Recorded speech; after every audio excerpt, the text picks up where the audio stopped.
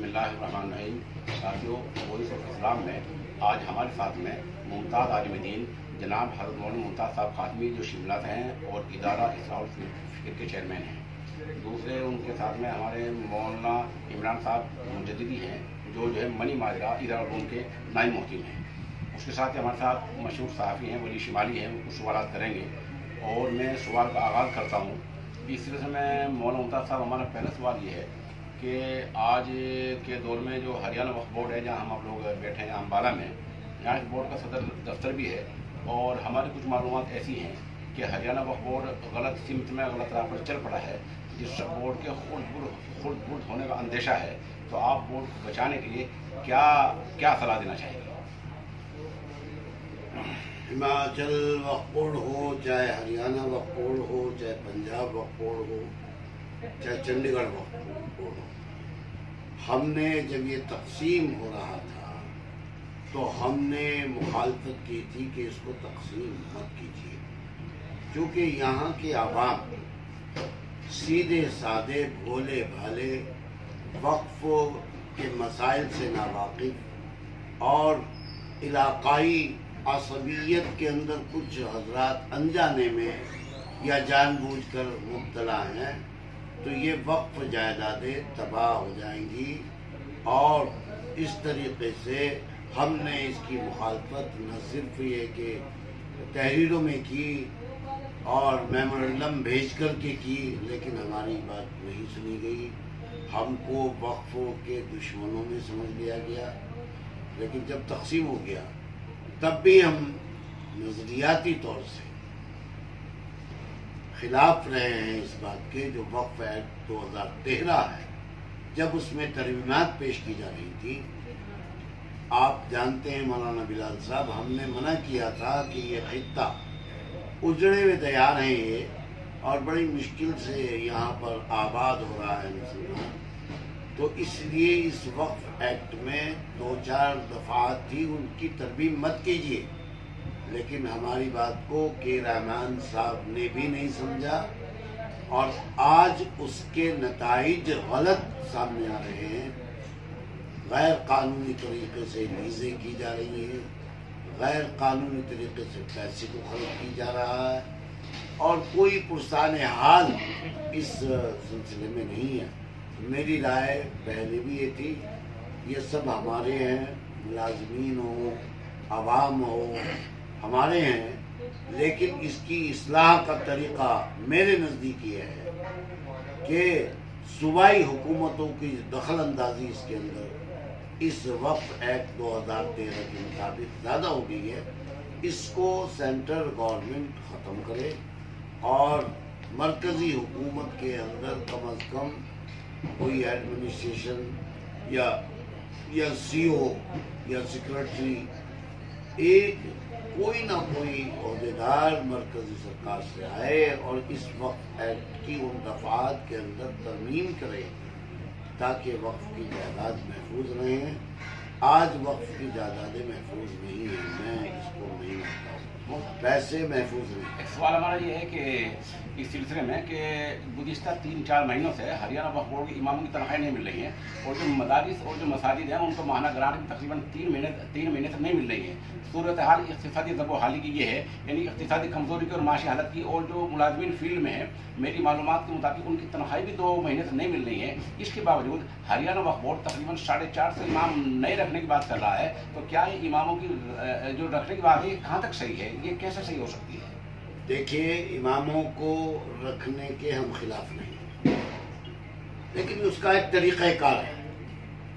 یہاں غیر آباد مساجد ہیں، پہلے ان کی تحقیقات کی جائے، اور تحقیقات کر کے کس امام کو اس کی صلاحیت کے مطابق کام کرنے کے لیے کہاں بھیجا جائے، وہ دعوت و تبلیغ کے اصول اور نہج کے مطابق اپنی زندگی گزار رہا ہے یا نہیں، وہ شریعت مطہرہ کو لوگوں کو سمجھا سکتا ہے کہ نہیں۔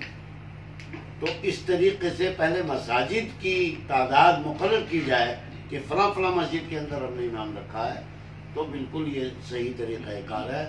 نہ صرف اماموں کو، اس وقف بورڈ کو ذاتی جائیداد سمجھ کر کے، چاہے وہ ہریانہ وقف بورڈ ہو पंजाब वक्फ बोर्ड की तफासिल मुझे मालूम नहीं, लेकिन हिमाचल वक्फ बोर्ड की मुझे मालूम है कि वहाँ भी ज़ातियात को अहमियत दी जा रही है, और ज़ातियात ऐसी ज़ातियात कि चेयरमैन साहब ने सफ़े खरीदी वहाँ पर। बहुत अच्छी बात थी, हमने तजवीज़ पेश की थी कि मसाजिद को सफ़े दी जाए, लेकिन मेरे इल्म में ये बात आई है जो काबिल अफसोस है, आचार संहिता ज़ाब्ता अखलाक लगा हुआ है, लेकिन वो हमारे चेयरमैन साहब मकामी बीजेपी के एमएलए को लेके ये अल्फाज कह रहे हैं कि किसी चीफ मिनिस्टर ने इतना दान नहीं दिया। पैसा वक्फ बोर्ड का, जायदाद वक्फ बोर्ड की, और वो पब्लिसिटी कर रहे हैं बीजेपी की। और यहाँ हरियाणा वक्फ बोर्ड में भी जो चेयरमैन साहब है, मुझे माफ़ करें, हम उनकी इज्जत करते हैं, वो कोई ऐसा लफ्ज़ नहीं कहते, लेकिन ये भी ये दिखला कर के वोट बटोरना चाहते हैं वक्फ के पैसे से, लिहाजा इसकी इस्लाह ज़रूरी है। ये मैं फिर कह रहा हूँ कि हम इमामों के हक में हैं, पहले भी थे, सदर निगरान रहे हैं, और हमने इमामों के वफात में काम किया है। इमाम ज़रूर रखिए, लेकिन उनकी सहूलियात, उनकी तनख्वाहें या मुलाजमीन की सहूलियात, मुलाजमीन की तनख्वाहें दीजिए पहले, उसके बाद में फिर। सवाल इसमें हमारा ये है कि हरियाणा वक्फ बोर्ड के कई मुलाजिम ऐसे हैं जिनकी हमारी मालूमात के मुताबिक कम 60-70 हज़ार रुपये माहाना तनख्वाह है, लेकिन इमाम साहब जो हैं, ये सही हमारी अथेंटिक सबूत के साथ मालूमात हैं, उनकी तनख्वाह 50-60 हज़ार 70 हज़ार तक उनकी तनख्वाहें हैं। लेकिन एक मस्जिद का जो इमाम है हरियाणा वक्फ बोर्ड में, किसी भी इमाम की तनख्वाह गालिबन 8 हज़ार से ऊपर नहीं है। किसी एक आध को फाजिल के ज़ुमरे में रख दिया हो तो क्या वक्फ बोर्ड को जो हम कहते हैं कि इसके पास तनख्वाह इमाम की बढ़ाओ, वक्फ बोर्ड कहता है कि हमारे पास पैसा कम है, लेकिन जब एक अफसर अगर चपड़ासी भी लगता है वक्फ बोर्ड में तो उसकी तनख्वाह कम से कम 16 से 20 हज़ार तक होती है। इस फ़र्क को आप क्या राय देंगे, इसमें इस फ़र्क को काटने के लिए? ये फ़र्क न सिर्फ हम अब कह रहे हैं, हमने उस वक्त भी कहा था जब हम सदर निगरान थे SY कुरैशी के ज़माने में कि अइम्मा हजरात का ग्रेड बनाया जाए और कम अज़ कम RC के ग्रेड में उनको रखा जाए। तो यहाँ अभी तक भी मेरे ख्याल में कोई ग्रेड वगैरह नहीं बना, जो कि गलत है, हम इसको गलत कहते हैं। और इसमें धांधली असल में ये हुई है कि कोई वक्फ बोर्ड में एक अदना सा अगर कलरक भी रखा जाता है तो उसके लिए किसी अखबार में इश्तिहार दिया जाता है कि आइए हम वक्फ बोर्ड में कलरक की तरफ से लोग दरख्वास्त देते हैं, लेकिन इमामों को 100, 200, 400 इमाम रखने थे, किसी छोटे बड़े अखबार में कोई इश्तिहार नहीं दिया गया है, और इश्तिहार न देकर अपने चहेतों की दरख्वास्तें चोर रास्ते ले ली गई हैं। एक दूसरे, किसी भी छोटे बड़े इश्तिहार में, उर्दू अखबार में, अंग्रेजी में, हिंदी में, पंजाबी में, मुल्क की किसी भी ज़ुबान में, किसी भी अखबार में इमामों की भर्ती को ऐलान नहीं किया गया, जो जिससे वो जो दरख्वास्त देने वाले थे वो बेचारे काफ़ी पीछे रह गए और अपने चहेतों को बुला लिया गया। तो ये एक फ़र्क है। दूसरा, हरियाणा वक्फ बोर्ड की जो मजहबी उमूर कमेटी है उसको आउट होती है तब्दीलशुदा 5 मार्च को, और इंटरव्यू ले लेंगे 3 और 4 मार्च में। तो ये धांधली हुई है, इस पर क्या कहना चाहिए? देखिए, अगर ऐसा है मेरी नॉलेज में तो इतना नहीं जितना आपने बतलाया, लेकिन अगर ये सही बात है तो ये गलत है और इसकी इस्लाह होनी चाहिए। इमाम को क्यों ऐसे समझते हैं? और ये सारी खराबी पैदा हो रही है उस बात से कि वक्फ बोर्ड को ज़ाती जायदाद समझ करके अमल किया जा रहा है। ये ज़ाती जायदाद नहीं है, इसका जो मजहबी पहलू है उसको नज़रअंदाज किया जा रहा है, और मजहबी पहलू के एतबार से इमाम की तनख्वाह तो सारे मुलाजमीन से ज़्यादा होनी चाहिए, लेकिन चूँकि इसके मजहबी तसव्वुर को ख़त्म किया जा रहा है, इसीलिए हम फिर उसी बात पे आते हैं कि इसके लिए एक्ट में तरमीमात होनी चाहिए। और उस वक्त भी हमारी बात नहीं सुनी गई, आज भी नहीं सुन रहा कोई, हमें लिख रहे हैं भाई ये ज़्यादती है, ये गलत है, लेकिन जो मालूमात आपने हमको दी, ये मालूमात के एतबार से हम इसकी मुखालफत करते हैं। ऐसा नहीं होना चाहिए, इमामों के साथ ज़्यादती है ये, और उनको एक गुलाम बना करके आप उनका इंटरव्यू लेके अपने वोट बैंक को बना रहे हैं, हम इसकी मुखालफत। एक बात आपने अपनी पति के भी कही थी मुझे रास्ते में चलते हुए कि सूबाई सरकारों की बोर्ड में बेजा मुदाखलत हो रही है, तो इस बेजा मुदाखलत को रोकने का क्या रास्ता है कि सूबाई सरकारों की मुदाखलत कम से कम रहे? ہم نے جو تجویز دی آپ کو کہ صوبائی سرکاروں کی مداخلت اس میں نہیں ہونی چاہیے. جب تک صوبائی سرکاروں کی مداخلت نہیں ہوئی ہے تب تک بورڈ کے معاملات ٹھیک رہے ہیں. انہوں نے مذہبی امور پر کافی خرچ کیا ہے. آج جو ہریانہ وقف بورڈ میں انجینئرنگ کالج ہے، دوسرے فلاحی ادارے ہیں یا پنجاب وقف بورڈ میں ہیں، وہ اسی کی دین ہے. تو صوبائی مداخلت نہیں ہونی چاہیے اس ادارے میں، مرکزی سرکار کے تحت ہونی چاہیے. اور خاص طریقے سے یہ خطہ پنجاب، مشترکہ پنجاب کا وقف بورڈ جو تھا، جیسی صورتحال اس کی پہلے تھی ویسی ہی ہو جائے تو زیادہ بہتر ہے. اور اگر کچھ بھی نہ ہو تو کم از کم سیکرٹری یا چیف ایگزیکٹو آفیسر مرکزی سرکار مقرر کرے تاکہ وہ جواب دے. صوبائی سرکاریں تو سفارشوں سے اس سے بات کو دبائیں. دیکھیے ہمارے ساتھ صافی ولی شمالی ہمارے ساتھ میں ہیں. آپ کو پتہ ہے ولی شمالی بھائی کہ یمنا نگر خطے میں امام کے کیا مسائل ہیں، اور امام کا آپ بہت قریب ہیں. آپ ایک سوال ایسے کیجیے جس اماموں کی مسائل مولانا صاحب کے سامنے آ جائیں. مولانا صاحب جو بات ہوئی ہے اس کے بارے میں، ائمہ کی تنخواہوں کے بارے میں خاص طور سے اس کے بارے میں بار بار آواز بھی اٹھائی جاتی رہی ہے، اور ابھی بھی گریڈ کی بات آپ نے کی ہے. تو اس بارے میں کس طرح سے ہمیں کوشش کرنی چاہیے کہ ائمہ کی تنخواہ جو ہے وہاں پہ پہنچ جائے، کم سے کم RC کے گریڈ میں چلی جائے. اس کے لیے ہمیں کس طرح سے کوشش کرنی چاہیے ائمہ کو سہولیات ملیں جو دیگر ملازمین ہیں ان کے مطابق؟ جب تک اس وقف بورڈ کو مذہبی انداز کے اندر نہیں چلایا جائے گا یہ بات نہیں آئے گی. اس کا ایک مذہبی پہلو ہے. یہ سیاسی لوگ اس مذہبی پہلو کو ختم کر کے اس کو ایک سیاسی مسئلہ بنا دیتے ہیں.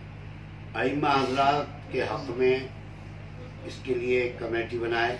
وقف بورڈ سے رائے ہے، وقف بورڈ ایک کمیٹی اور جائزہ لے کہ ائمہ حضرات کے جو مسائل ہیں. ایک بات میں عرض کروں، منظور صاحب ایڈمنسٹریٹر تھے، انہوں نے کچھ ائمہ رکھ دیے. میں نے اس پہ کہا کہ حضرت ان کی تعلیم تو دیکھتے آپ. تو ان کا ایک جواب تھا اور بڑا معقول جواب تھا. انہوں نے کہا کہ مولانا RC ہمارا وہ کام نہیں کرتا جو ایک امام کر دیتا ہے. اور انہوں نے اگزامپل دیا کہ میں نے فلاں جگہ امام رکھا ہے، بیچارہ ان پڑھ تھا، سیدھا سادہ تھا، بھائی اذان پڑھ دے تو اور وقف جائیدادوں کا سروے کر. تو وہ اس نے بیچارے نے کئی کو وقف پراپرٹی مجھے جن کا ہمارے ملازمین کو پتہ نہیں تھا، گزٹ نوٹیفیکیشن میں نہیں تھی. تو ائمہ حضرات تو خدمات کرنے کو، اس وقف کی جائیداد کی حفاظت کرنے کو بہت اہمیت دے سکتے ہیں. اور چونکہ ائمہ حضرات کے تعلقات نہ صرف یہ کہ مسلم عوام سے ہوتے ہیں، ہندو عوام سے بھی ہوتے ہیں، تو بہت سے ناجائز قبضے ہٹ سکتے ہیں. تو اس لیے اس کے لیے ایک کمیٹی بنائی جائے جو اماموں کی مشکلات کا جائزہ لے اور اس طریقے سے ان کی تنخواہیں اور اسی طریقے سے ان کی سہولیات کو پیدا کیا جائے تاکہ وہ ایک اچھی اور باوقار زندگی گزار سکیں. ابھی جو آپ نے ایک بات کہی ہے کہ ائمہ اور علماء کا بہت اہم رول ہے اوقاف کے بچانے میں بھی اور ملت کو راہ راست پر لانے میں بھی.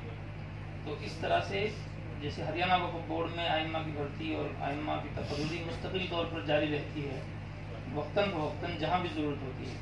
اس کے بالمقابل پنجاب وقف بورڈ ہے جو آمدنی کے لحاظ سے اور اوقاف کے لحاظ سے ہریانہ وقف بورڈ سے اور ہماچل وقف بورڈ سے کہیں آگے ہے. اس کے باوجود وہاں کبھی ایک امام کی بھی بھرتی جو ہے اس کے پارٹیشن کے بعد جب سے تقسیم ہوا ہے بورڈ متحدہ پنجاب کا، اور متحدہ پنجاب کے مسائل کے، امت کے مسائل پہ، ملی مسائل پہ، اوقاف کے مسائل پہ آپ کی بہت گہری نظر رہی ہے اب سے پہلے.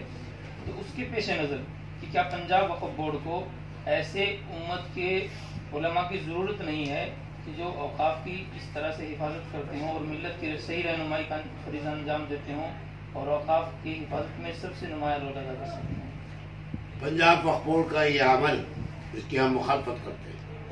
ائمہ وہ کلرک بھرتی کر لیتا ہے، دوسرے وہ کر لیتا ہے، لیکن ائمہ حضرات کو نہیں رکھتا اور وہ ریٹائر بھی کر رہا ہے. ہم اس کے بھی خلاف ہیں. لیکن ہم کیا کریں، ہم مجبور وہاں ہو جاتے ہیں جب صوبائی سرکاروں کا عمل دخل ہو جاتا ہے۔ ہم اگر ایک بات، میں نے ایک تجویز پیش کی تھی، یہ میں آپ کو بتلانا چاہتا ہوں، ائمہ حضرات کے سلسلے میں ہم اس کی سخت مخالفت کرتے ہیں۔ کیوں نہیں رکھ رہا ہے پنجاب کو ائمہ حضرات اور علماء کی خدمات کیوں نہیں دے رہا؟ یہ ہماری سمجھ سے بات ہے۔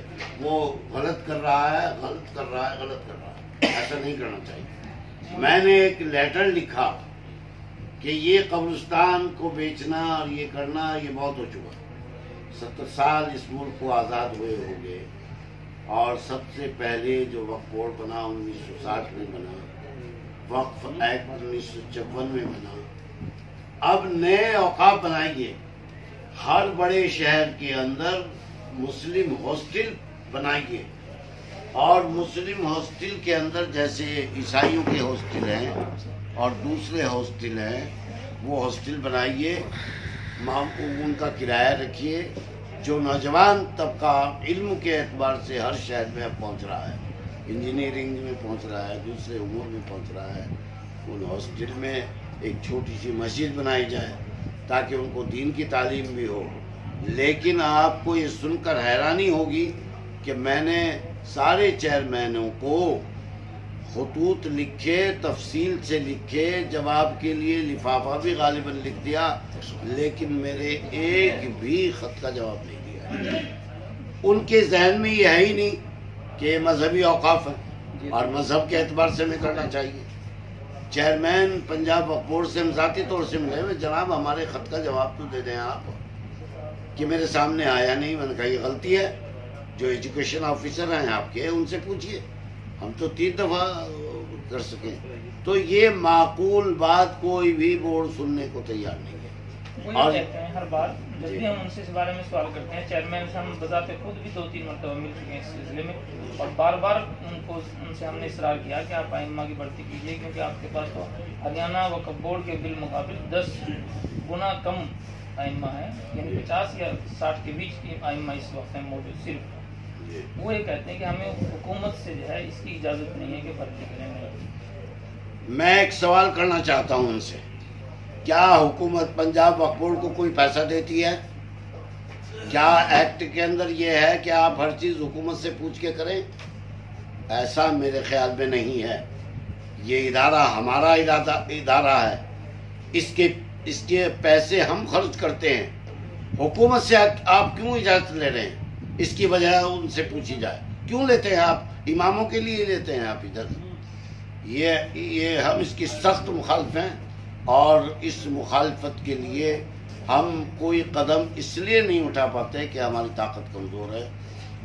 اگر ہمارے ساتھ کچھ اور صاحب فکر دانشمند لوگ ملیں تو ہم اس کے لیے احتجاج بھی کر سکتے۔ ایک پیسہ آپ کو گورنمنٹ نہیں دیتی، آپ کہتے ہیں ہم اماموں کو لینے کے لیے اجازت لیں گے۔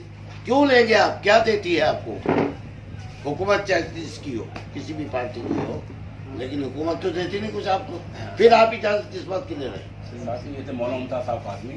ہم آپ کو بتانا چاہیں گے کہ مولانا نے جو آواز اٹھائی ہے وہ گرچہ ابھی آپ کو سدائے باز گشت کی طرح لگ رہی ہے، اور لیکن یہ ایک آواز ہلکی ہے اور چھوٹی ہے اور بالکل ابتدائی مرحلے میں ہے۔